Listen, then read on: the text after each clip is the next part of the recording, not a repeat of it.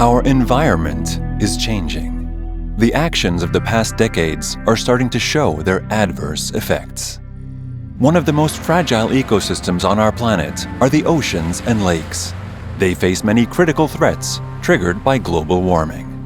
In the Baltic Sea, the effects of warming are experienced as ever larger blooms of poisonous blue-green algae.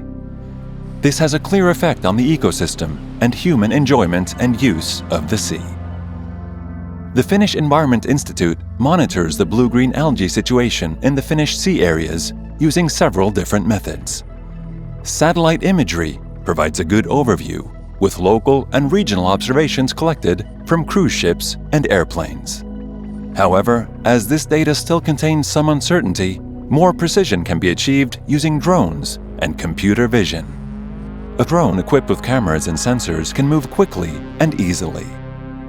Locally captured drone footage is transferred as high-quality video over a 5G network and analyzed in real time. This will help scientists and researchers in building a better understanding of the health of the environment. These environmental video monitoring technologies can be used all around the world to learn more about our natural habitat. For example, it can track the spread of plastic waste or locate oil leaks.